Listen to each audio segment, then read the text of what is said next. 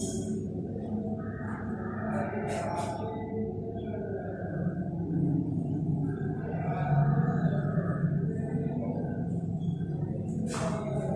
Everyone, एक बार फिर acid base and salt में आपका वेलकम। और आज अभी जो क्लास चल रहा है वो रिवीजन क्लास आपका चल रहा है। और पिछले टॉपिक में हम एसिड और बेस के केमिकल प्रॉपर्टीज के बारे में डिस्कस किए और एसिड और बेस के केमिकल प्रॉपर्टीज को डिस्कस करने के बाद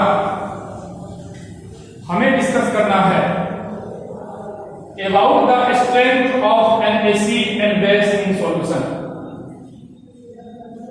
दैट मींस एसिड और बेस के स्ट्रेंथ को हमको सॉल्यूशन में कैलकुलेट करना है। क्लियर है? बोर्ड आपको विजिबल हो रहा है क्या? हाँ। नाउ एसिड और बेस के डिफिनेशन को एक बार हम फिर से रिवाइज करते हैं। देखिए, अकॉर्डिंग टू आर्हेनियस कंसेप्ट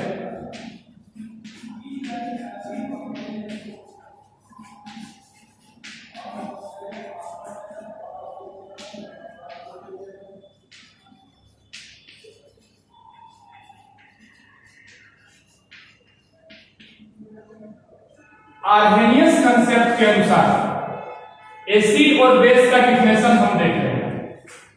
तो बताइए, इन्हीं को पता है क्योंकि रिवीजन क्लास चल रहा है। तो एसिड का डिफिनेशन क्या होगा आर्हेनियस कंसेप्ट के अनुसार? बताइए, कोई नहीं बताएगा जबकि रिवीजन क्लास चल रहा है। Acids are those substances Acids are those substances which can donate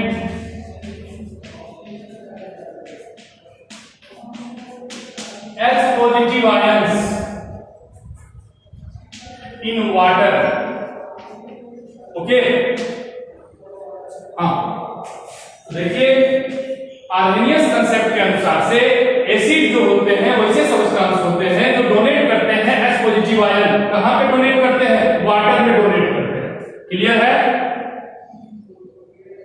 हाँ, उसी प्रकार से सिमिलरली बेस का भी डिफिनेशन हम इसी प्रकार से दे सकते हैं। कोई बता सकते हैं सिमिलरली इसी बेसिस पे हम बेस का डिफिनेशन क्या देंगे? बोलिए।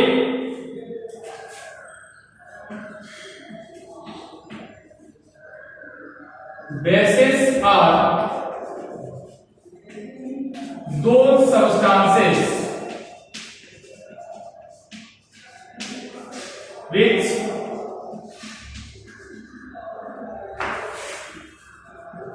can donate hydroxide ion, means OH negative ions in water. Okay? Any problem? Okay. चाहे वो कोई भी एसिड हो, उसके अंदर H पॉजिटिव आयंस का होना कंपलसरी है। क्लियर है? कोई भी एसिड हो, उसके अंदर H पॉजिटिव आयंस का होना एकदम कंपलसरी है। या चाहे कोई भी बेस हो, उस बेस के अंदर OH निगेटिव आयंस का होना एकदम कंपलसरी है कि नहीं जी? हाँ हाँ। सो इस बेसिस पे हम एक कंक्लूजन निकाल सकते हैं। क्या निकालेंगे conclusion? Acid contains acid contain H positive ion, okay, and base contain OH negative ion. Clear है? बोलिए। हाँ, यहां तक कोई दिक्कत? चलिए अब next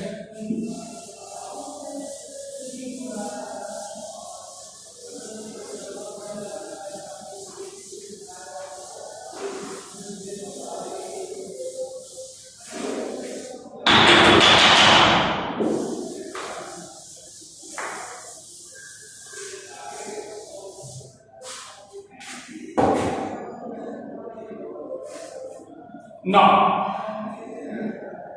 we have a question that is water acidic or basic. अब हमारे सामने एक क्वेश्चंस कभी कभी आते हैं कि क्या वाटर जो है वो एसिडिक है या वाटर आपका बेसिक है। सो वाटर एक ऐसा सब्सटेंस है जो आयोनाइजेशन के बाद H पॉजिटिव और OH निगेटिव को डोनेट करता है। वाटर एक ऐसा सब्सटेंस है जो आयोनाइजेशन के बाद H पॉजिटिव और OH निगेटिव को डोनेट करता है। देखिए H2O which is in liquid state after ionization,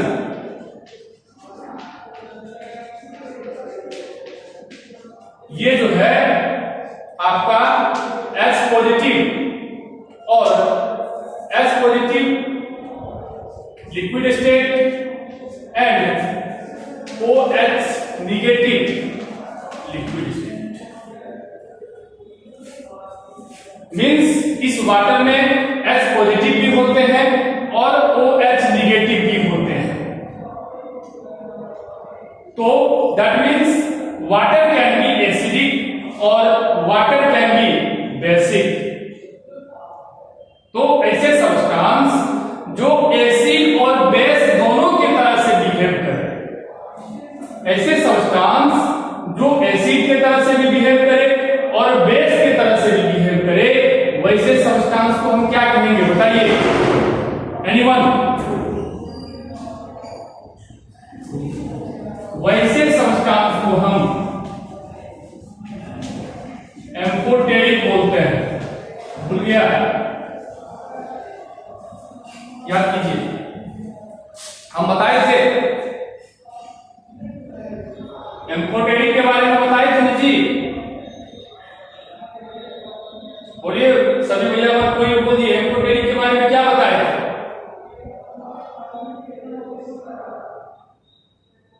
amphoteric के बारे में हम यह बताए थे कि वैसे सब्सटेंस जो एसिड की तरह से भी बिहेव करे, एसिड की तरह से बिहेव करने का क्या मतलब है? उसमें H पॉजिटिव आयन होना चाहिए।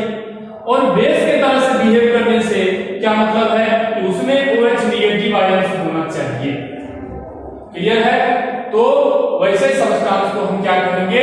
एम्फोटेरिक बोलेंगे। तो वाटर क्या है? आपका एम्फोटेरिक है। क्लियर है? बोलिए।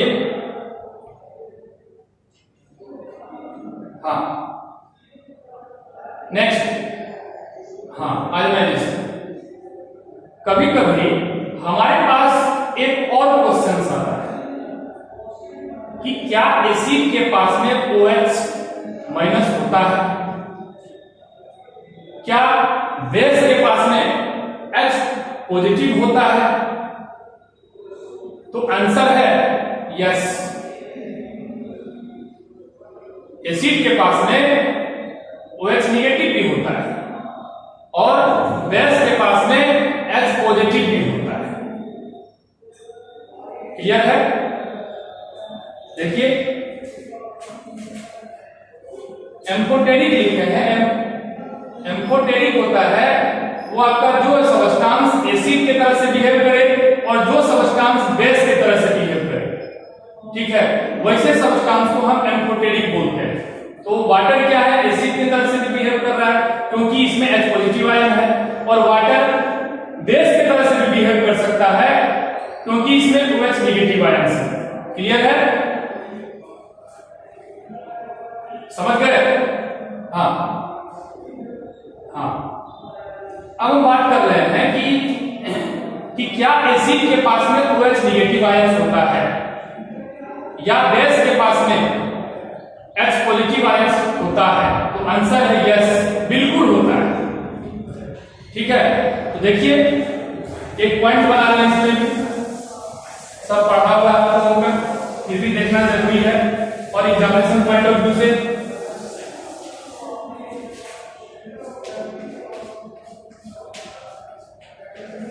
acid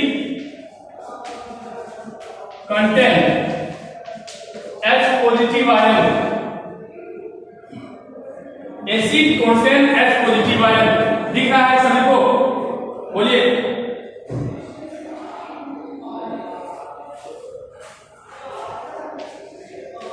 but their concentration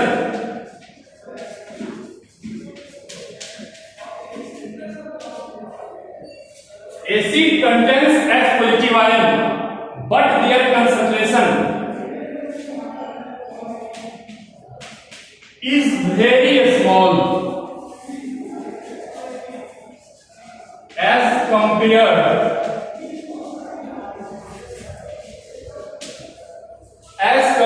to the concentration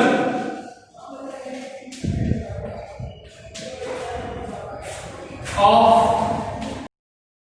OH negative ion. Okay,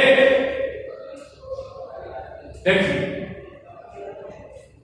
क्या कर रहा है, एसिड में H पॉजिटिव आयंस तो होते हैं, लेकिन इस H पॉजिटिव आयंस के जो कंसंट्रेशन होते हैं वो बहुत ही स्मॉल होते हैं। किसके कंपैरिजन में? OH नेगेटिव आयंस के कंसंट्रेशन के कंपैरिजन में। क्लियर है, बोलिए।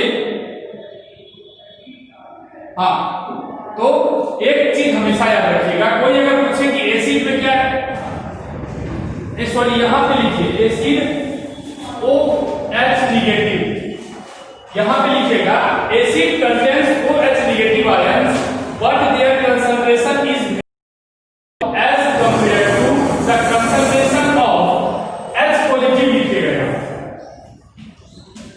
ओके, उल्टा हो गया। तो एसिड में OH नेगेटिव आयंस के कंसंट्रेशन जो होते हैं वो बहुत स्मॉल होते हैं, इसके कंपैरिजन में H पॉजिटिव आयंस के कंपैरिजन। क्लियर है? हाँ, यहां पे चेंज कर लीजिएगा, यहां पे H पॉजिटिव जो हम लिखे थे वहां पे OH नेगेटिव होगा, और जहां पे OH नेगेटिव लिखे थे वहां पे H पॉजिटिव होगा। क्लियर है, बोलिए। हाँ, सिमिलरली इसी प्रकार से हम बेस को भी कर सकते हैं। देखिए बेस कंटेन क्या होगा बताइए, H positive ion but their concentration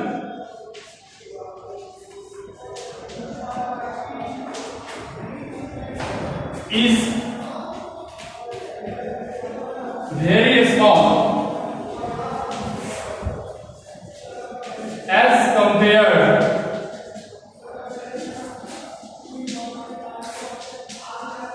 to the concentration of क्या होगा OH नेगेटिव आयंस। क्लियर है? हाँ, तो एक बार फिर से हम इसको समझाने का प्रयास कर रहे हैं, जो भैया नहीं समझ रहे हैं फिर से एक बार बता रहे हैं, क्योंकि इसका कंसेप्ट होना आपको बहुत जरूरी है। क्योंकि हम शार्ट में जब पढ़ेंगे तो शार्ट में फिर उसमें हम मतलब यही सब का बात करेंगे। तो देखिए हम इस पॉइंट में क्या लिखें, कि एसिड में जो होते हैं वो OH नेगेटिव आयंस भी होते हैं, लेकिन OH नेगेटिव आयंस का जो कंसंट्रेशन होता है वो बहुत ही स्मॉल होता है किसके कंपैरिजन में, H पॉजिटिव आयंस के कंसंट्रेशन के कंपैरिजन। इसीलिए एसिड में हम सिर्फ H पॉजिटिव आयंस को ही ऑब्जर्व करते हैं। क्लियर है? इसीलिए एसिड में हम सिर्फ H पॉजिटिव आयंस को ही ऑब्जर्व करते हैं। क्यों? क्योंकि इसमें H पॉजिटिव आयंस का जो कंसंट्रेशन है एसिड में वो बहुत ज्यादा होता है और OH नेगेटिव आयंस का जो कंसंट्रेशन है वो बहुत ही कम होता है। क्लियर है? सिमिलरली उसी प्रकार से हम कह सकते हैं कि बेसिस में भी जो होते हैं वो OH नेगेटिव आयंस के कंसंट्रेशन बहुत ज्यादा होते हैं। ठीक है ना? इसीलिए बेस में हम सिर्फ और सिर्फ OH नेगेटिव आयंस को ही ऑब्जर्व करते हैं। कोई दिक्कत है समझने में? बोलिए।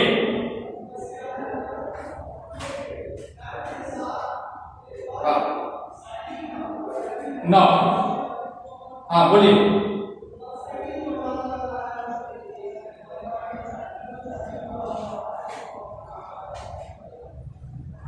आप बताइए, ऐसा है तो बताइए।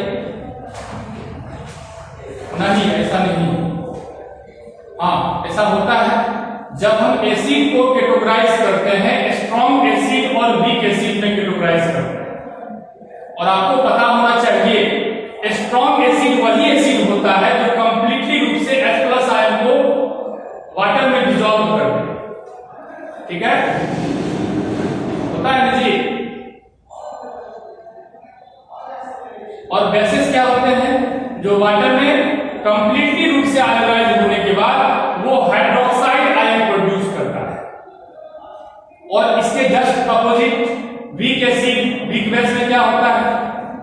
वही जहां पे H पॉजिटिव आयंस मतलब बनता तो है लेकिन वहां पे डिसॉल्व बहुत कम होता है। क्लियर है? तो अमाउंट की बात है, अगर कम डिसॉल्व होगा तो वो आपका वीक एसिड होगा, अगर ज्यादा डिसॉल्व होगा, कंप्लीटली डिसॉल्व होगा तो वो स्ट्रॉन्ग एसिड होगा। समझ गए? बोलिए। हाँ ना, हमारे पास एक और क्वेश्चन आता है कि मान लीजिए कभी कभी एग्जाम में सीबीएसई एग्जाम बोर्ड में एग्जाम में डालता है तो इसका कंसेप्ट होना आपको बहुत जरूरी है कि मान लीजिए हमारे पास एक क्वेश्चन आया कि अगर आपको बोला जाए कि आपको किसी सॉल्यूशन का कंसंट्रेशन दे दिया जाए और उस सॉल्यूशन के कंसंट्रेशन के आधार पर कहा जाए कि बताइए कि वो सॉल्यूशन आपका एसिडिक है या फिर बेसिक है। तो इस चीज को कंफर्म करने के लिए हमको एक स्केल दे दिया है। ठीक है? उस चीज को कंफर्म करने के लिए कि वो एसिडिक है या बेसिक है, उसे हम एक स्केल से हम उसको कंफर्म करेंगे। देखिए वो स्केल क्या है? वो स्केल है आपका पीएच स्केल। नाम सुने होंगे आप लोग? हाँ, तो थोड़ा सा इसके मतलब इंट्रोडक्शन के बारे में हम बता दें। P stands for potent. P stands for potent. और पोटेंट जो है एक जर्मन वर्ड है। कौन सा वर्ड है? जर्मन, जिसका मीनिंग होता है पावर। ओके? और H स्टैंड्स फॉर हाइड्रोजन। तो हम कह सकते हैं पावर ऑफ हाइड्रोजन। समटाइम्स कभी कभी हम इसे पावर ऑफ हाइड्रोजन आयंस के नाम से भी जानते हैं। ओके? हाँ, तो दोनों आपको जानना चाहिए। पावर ऑफ हाइड्रोजन भी इसे कर सकते हैं और समटाइम्स कभी कभी हम इसे पावर ऑफ हाइड्रोजन आयंस भी कर सकते हैं। क्लियर है? बोलिए। हाँ, तो देखिए अभी हम एक क्वेश्चन लिख रहे हैं। क्वेश्चन क्या है?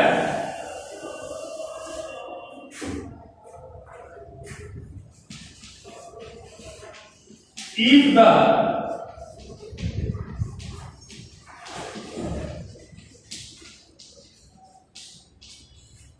concentration of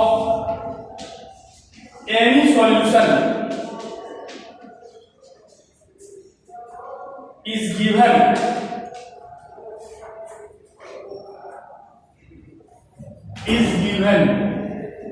okay, and we have to find that, and we have to find that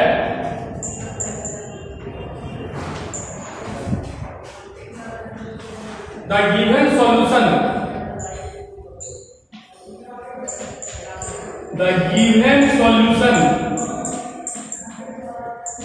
is acidic or basic, acidic, basic or neutral, okay? हाँ,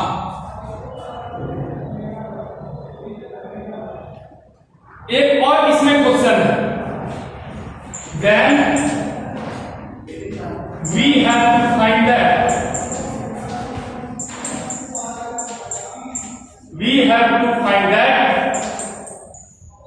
pH of that solution, pH of that solution, okay? देखिए question में ही दो question है।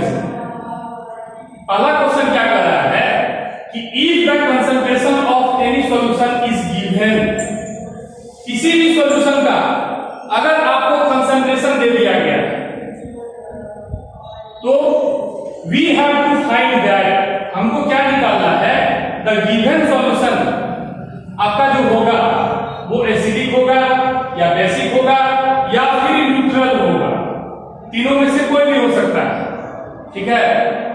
तो एक question तो यह था आपका, और इसी क्वेश्चन के बेसिस पे एक क्वेश्चन और आपका दिया हुआ है कि then we have to find that pH of that solution, कि उस सॉल्यूशन का पीएच हम किस प्रकार से फाइंड करेंगे, ठीक है? तो दो क्वेश्चंस हैं, दो क्वेश्चंस के आंसर को आप डिटरमाइन कर सकते हैं, इजीली रूप से आप कैलकुलेट कर सकते हैं। तो इसके लिए आपको तीन केस यहां पे दिया गया है, देखिए तीन case. Case 1, pH value lies between 0 and 7, तो वो जो सॉल्यूशन होगा आपका वो कैसा होगा, एसिडिक सॉल्यूशन होगा कि नहीं जी, बोलिए। और केस 2 में यदि आपका पीएच का जो वैल्यू है वो 7 आ जाए तो आपका सॉल्यूशन कैसा होगा, न्यूट्रल होगा। ये पहले भी हम बता दिए हैं, रिवीजन क्लास है, ठीक है? और केस यदि पीएच का वैल्यू 7 और 14 के बीच आ जाए, ठीक है, तो वो आपका बेसिक सॉल्यूशन होगा। इसमें कहीं भी किसी को कंफ्यूजन नहीं होना चाहिए। हाँ, देखिए हम यही बताए कि पीएच का वैल्यू लाइज बिटवीन 0 and 7, मतलब 0 से अगर बड़ा हो और 7 से छोटा हो तो वो आपका सॉल्यूशन कैसा होगा, एसिडिक होगा। और यदि पीएच का वैल्यू एग्जैक्टली 7 आ जाए तो वो सॉल्यूशन का नेचर कैसा होगा, न्यूट्रल होगा। और यदि पीएच का वैल्यू 7 से बड़ा और तो वो सॉल्यूशन का जो नेचर होगा वो आपका बेसिक सॉल्यूशन के अंदर में आएगा। क्लियर है? अब थोड़ा सा इसे हम स्केल के माध्यम से देखना चाहेंगे। देखिए स्केल के माध्यम से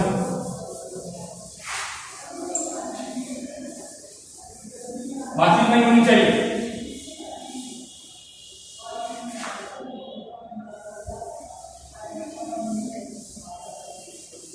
देखिए अब थोड़ा सा स्केल हम बनाते हैं। बुक में भी दिया हुआ था, बीच में आपका 7, यहां पे 0 और यहां पे 14। ओके, हाँ। अब यहां से यहां pH values lies in between 0 to 7। Okay, तो सॉल्यूशन आपका कैसा होगा? एसिडिक होगा। क्लियर है? और pH का वैल्यू अगर एग्जैक्टली आपका 7 आ जाए तो वो सॉल्यूशन आपका कैसा होगा? न्यूट्रल होगा। होगा कि नहीं जी? बोलिए। हाँ, और यदि मान लीजिए ये pH का जो वैल्यूज है ये लाइज इन बिटवीन 7 to 14 के बीच में लाइज करे तो ये क्या होगा? बेसिक होगा। क्लियर है? स्केल को समझ रहे हैं ठीक से?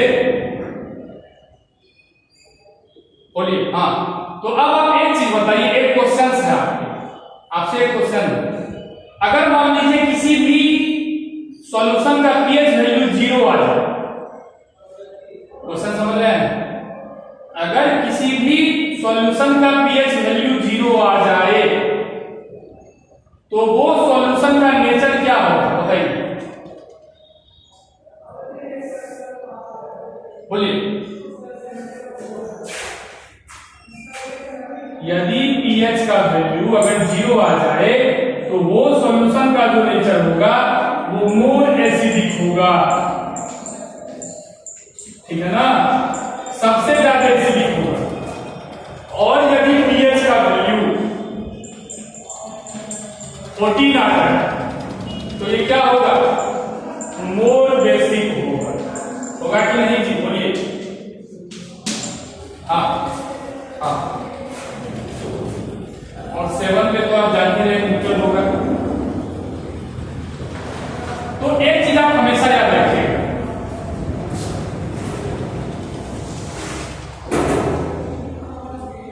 लेफ्ट से राइट की ओर अगर हम जाते हैं, फ्रॉम लेफ्ट टू राइट,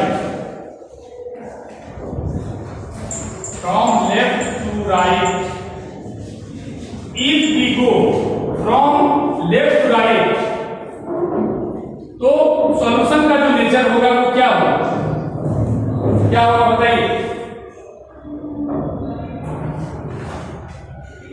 अगर हम लेफ्ट से राइट जाते हैं स्केल में, ठीक है, इधर से इधर को जाते हैं तो आपका सॉल्यूशन का नेचर क्या होगा? उसका बेसिक इंक्रीजेस। ठीक है, बेसिक नेचर इंक्रीजिंग होगा। क्लियर है?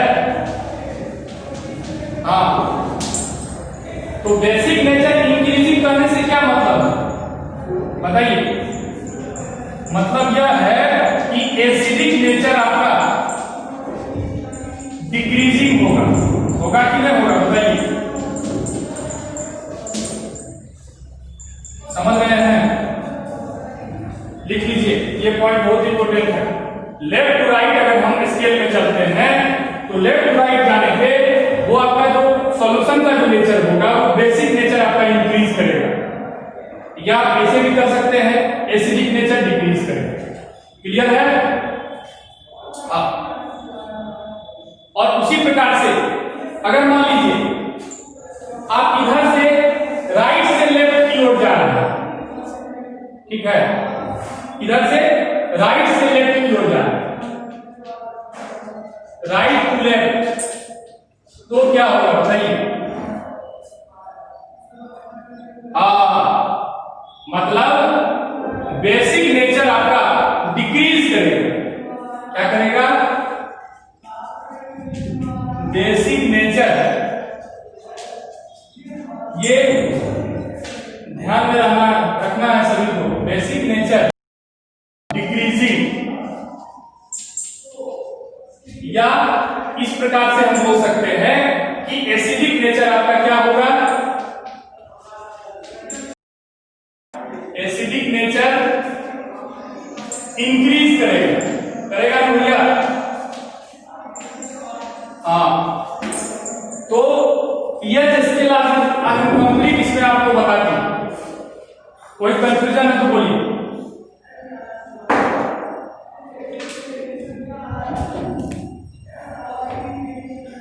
हाँ,